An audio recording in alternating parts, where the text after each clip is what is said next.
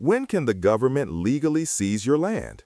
The Fifth Amendment mandates that private property shall not be taken for public use without just compensation. This constitutional requirement applies to state and local governments through the 14th Amendment Due Process Clause, known as incorporation.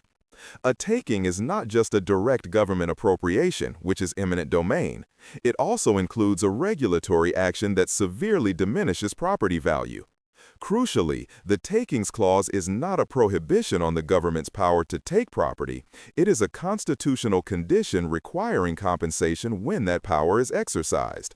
The government must provide compensation when it exercises its eminent domain power.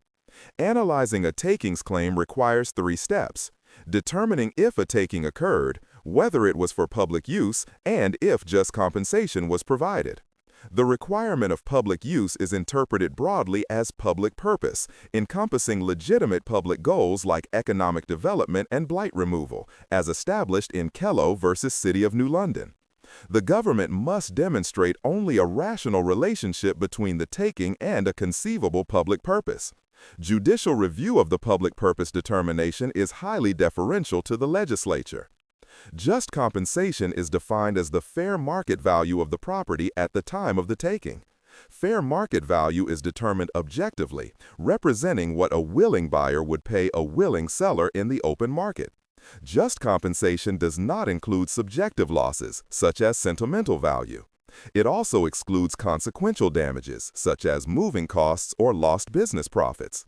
A permanent physical occupation of private property by the government or authorized third parties constitutes a per se taking. This is true regardless of the public interest served or the minimal economic impact on the owner, as established in Loretto versus Teleprompter Manhattan Cat TV Corporation. This strict rule applies even if the occupied space is small, such as the installation of cable boxes or utility lines. The government must compensate the owner for the property interest taken. Temporary physical invasions are generally analyzed under the Penn Central balancing test. However, if the temporary invasion is recurrent and substantial enough, it may be considered a permanent appropriation of a property right. Regulatory takings occur when government regulation goes too far, diminishing property value without physical appropriation, a concept established in Pennsylvania Coal Company versus Mahan. The primary test for non-physical takings is the ad hoc factual inquiry established in Penn Central Transportation Company versus New York City. Courts analyze 3 factors: the economic impact of the regulation on the claimant, the extent to which the regulation interferes with distinct investment-backed expectations, and the character of the governmental action. Regulations preventing nuisances generally do not constitute a taking because the owner never had the right to use the property in a harmful manner. The claimant bears the burden of proving that the regulation constitutes a taking under this balancing test. A regulation that denies the property owner all economically beneficial or productive use of land is a categorical taking, established in Lucas versus South Carolina Coastal Council. This is a per se rule requiring compensation unless the government can demonstrate that the restriction inheres in the title itself, such as preventing a common law nuisance. The Lucas rule applies only to real property and requires a total wipeout of value, not merely a substantial diminution.